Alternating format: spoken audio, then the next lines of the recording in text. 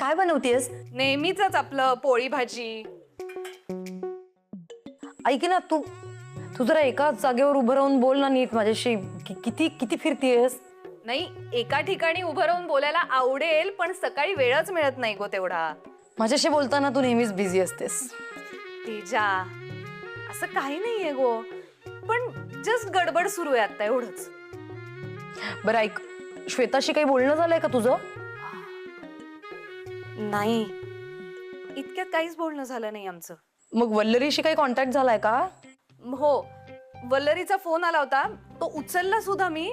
पण काय झालं, ती गडबडीत होती आणि मी माझ्या गडबडीत होते, त्यामुळे असं विशेष असं बोलणं नाही झालं. अच्छा अच्छा, ओके. प्रेरणा, ऐक ना, तू इकडून तिकडे फिरतीयस ना, मला काही दिसत नाहीये. आता तू कुठे ठेवलायस कॅमेरा? मी भिंत बघू का? सॉरी सॉरी सॉरी, असं काही नाहीये. बोल बोल. आता ना खरं तर थांबून छान बोलायची इच्छा आहे तुझ्याशी, पण काय आहे ना, सकाळी घड्याळाचे काटे थांबत नाहीत ना, मग काय करायचं? हो ना, मग बस घड्याळाच्या काट्याच्या मागे धावत. बाय. तेजा, श्वेता,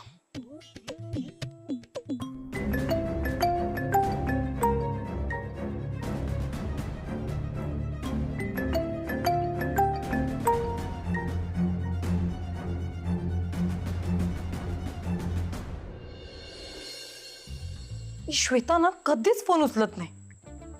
कुठे असतो फोन काय माहिती, कधी जागेवर नसते, कायम गायब. ताई, मला सांगा, तुम्हाला तुमच्या नवऱ्याच्या विरोधात केस का करायची आहे? हो मॅडम, जगणं नकोसं केलंय माझं या नवऱ्या. अहो, रोज पिऊन येतो आणि हाताला येईल त्याने मारतो. काय? अहो, पण तुम्ही मार का सहन करताय? मुळातच मला एक गोष्ट सांगा, त्यांच्याकडे दारू पिण्याचे पैसे येतात कुठून? तुम्ही देता, बरोबर? देऊ नको तर काय करू? अहो, लहान लेकरं आहेत माझी, त्यांना घेऊन कुठे जाऊ मी? हाच प्रॉब्लेम आहे ताई आपला. कधी मुलांमुळे गप्प बसतो, तर कधी आई वडिलांच्या इज्जतीमुळे. आणि म्हणूनच अशा लोकांचं फावतंय आजकाल. सॉरी, एक मिनिट. तेजाताई, मी तुमच्याशी नंतर बोलते, समोरच क्लायंट बसला. हो, मला फक्त एवढंच सांग, या वीकेंडला भेटूयात का आपण? तेजाताई, प्लीज ट्राय टू अंडरस्टँड. समोर क्लायंट बसल्यात, मी बोलते नंतर तुमच्याशी. बाय. अगं, इथे मी एकटीच रिकामटेकडी बसले बहुतेक. नाही, माझ्या सगळ्या मैत्रिणी संसारात छान गुरफटलेल्या आहेत आणि मी बसले इकडे रिकामटेकडी. मला काहीच कामं नाही आहेत. मूर्खासारखी मी भेटायचे प्लॅन करते प्रत्येक वेळेस. यांना काहीच पडलेलं नाहीये. जाऊ दे, गेले खड्ड्यात. I just hate them.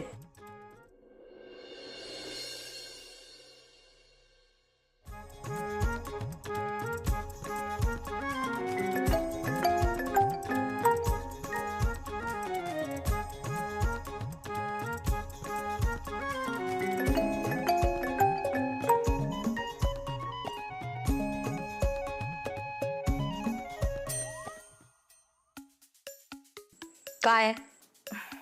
High तेजाताई, sorry, ते मगाशी क्लायंट समोर बसल्या होत्या, त्यामुळे तुमच्याशी नीट बोलता नाही आलं. हो ना, आणि माझी पण स्वयंपाकाची खूप गडबड सुरू होती, त्यामुळे मलाही नीट बोलता आलं नाही. तुम्ही हे सगळं का मला एक्सप्लेन करताय? मी कोण लागते तुमची? वल्लरी, तुला कळतंय का काही? नाही, नेहमीप्रमाणे तेजा मॅडम आपल्यावर चिडलेले आहेत. ओ नाही नाही प्रेरणा, कसं आहे, आपल्या माणसांवर चिडतात, बिझी लोकांवर नाही. अरे बापरे, तेजाताई तुम्ही पण ना. अहो, समजून घ्या सर आम्हाला पण. आम्हाला काही फक्त कामं नाही आहेत, संसार सुद्धा आहे. आणि तुम्ही जेव्हा संसारात पडाल ना, तेव्हा तुम्हाला समजेल या दोन्ही गोष्टींची तडजोड काय असते ते. माझ्या मैत्रिणी युनिक आहेत हे मला माहिती होतं, पण इतक्या युनिक आहेत हे माहिती नव्हतं की त्यांना आता त्यांच्या संसारापुढे त्यांची मैत्रीण सुद्धा दिसेनाशी झाली आहे. हे जरा अतिच होतंय तेजा. मैत्रिणी दिसत नाहीत वगैरे असं काही नाहीये, पण एकदा संसारात पडला ना माणूस की प्रायोरिटीज थोड्याशा बदलतात गो. म्हणजेच थोडक्यात संसारात पडल्यानंतर मैत्रीचा बळी दिला जातो, हेच ना? त्याच्यातही असं नाही म्हणता येणार, पण काय आहे, संसार आणि काम म्हटलं की जरा तडजोड करावी लागते. मग तेच मी म्हणतेय की तडजोड ही नेहमी मैत्रीमध्येच का करायची? बरोबर नाही, कारण माहितीये की मैत्रीण काय आहेच, म्हणजे कधीही फोन केला, आपल्याला कधीही गरज लागली तर ती असणारच आहे. रिकामटेकडी बसलेली आहे ना मैत्रीण. अरे तुम्हाला कळतंय ना? तुम्ही मला टेकन फॉर ग्रँटेड घेताय दोघी जणी. वल्लरी, मला असं वाटतं की तेजाच्या रागावरचं सोल्युशन आपल्याकडेच आहे. आपण तिला भेटल्याशिवाय काही तिचा राग जाणार नाहीये. काय वाटतं तुला? अरे बाप रे, मग चला लवकर भेटूया, प्लॅन करूयात. कधी भेटायचंय? करा न करा प्लॅन करा, तुम्ही भेटा. मला शून्य इंटरेस्ट आहे, मला नाही भेटायचं. नाही, तू असं बोलत असलीस ना तरी सुद्धा सगळ्यात आधी धावत धावत तूच येशील याची खात्री आहे मला. काय गो वल्लरी, येशीलच तू, कारण तुझं तितकं प्रेम आहेच आमच्यावर. अगदी खरंय. हे कळतंय ना? मग भेटत जा. असो, मला काम आहेत भरपूर. मी काय तुमच्यासारखी रिकाम टेकडी नाहीये, कळलं ना? बाय. बर, बाय. बाय. म्हणजे उद्या जर माझं लग्न झालं तर माझी पण अशीच अवस्था होईल का? म्हणजे माझं आयुष्य माझ्या हातात राहणारच नाही, ते दुसऱ्याच्या सोयीप्रमाणे मला मोल्ड करावं लागेल.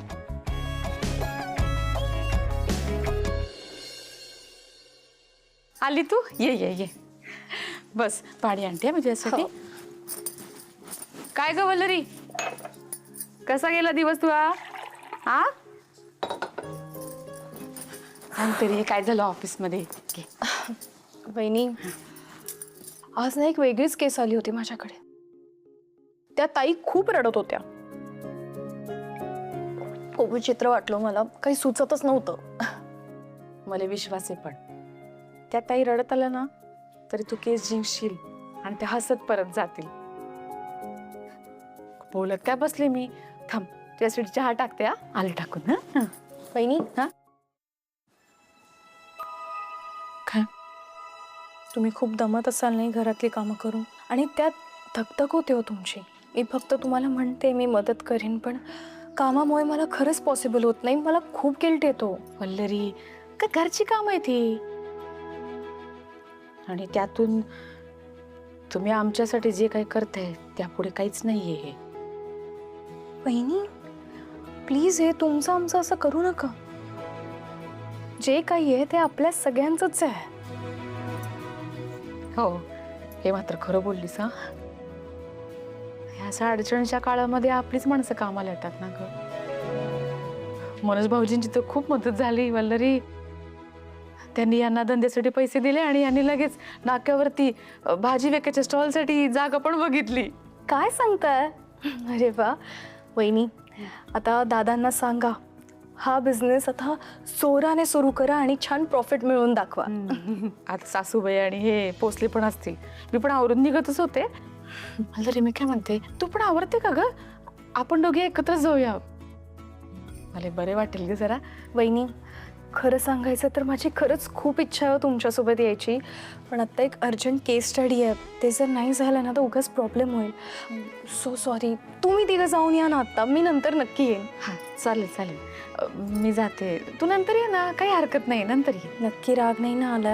अगं वल्लरी, नाही, तू काम करते, महत्वाचं आहे ना. तुम्हाला एक गोष्ट सांगू, दादांचा नवीन बिझनेस सुरू होतोय ना, हे ऐकूनच मला खूप आनंद होतोय. खरंय बाई, खरंय. बरं, तू चहा करून घे बरं का नंतर. हो, मी घेईन, तुम्ही जा. चालेल.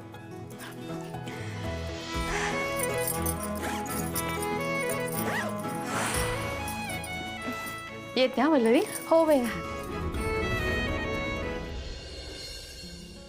अरे आलात तुम्ही?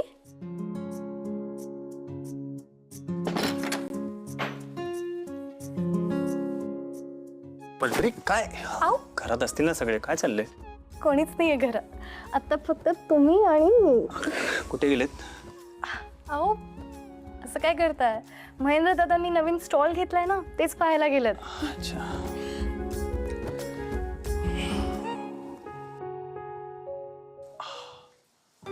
काय हो? काय झालंय? सगळं ठीक आहे ना? दमलात का खूप? डोकं चेपून देऊ का? नाही नाही नको, राहू दे. अहो ते कामाचं टेन्शन आहे, बाकी काय नाही. मग डोकं चेपून देते ना. नाही, नको. एक मिनिट. अहो हा हॅलो. काय? आलोच. अहो आत्ता तर घरी आलात, कुठे चाललात? ऐका तरी. अहो कुठे निघालात? अरे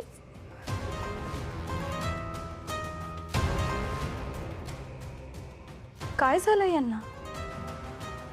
आधी तर हे आम्हाला एकांत मिळावा म्हणून किती धडपडायचे, आणि आज हा कोरडेपणा. किती उशीर झालाय. कॉल घेतो म्हणून गेले आणि अजून आले कसे नाही येथे?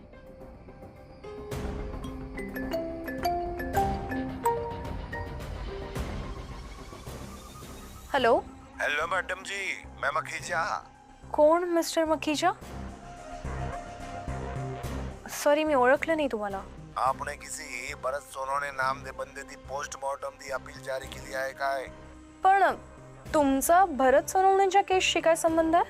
तुझसे ये केस ना लियो, दौड़े के लिए अच्छा नहीं रहेगा. एक्सक्यूज मी, धमकी देताय तुम्ही मला?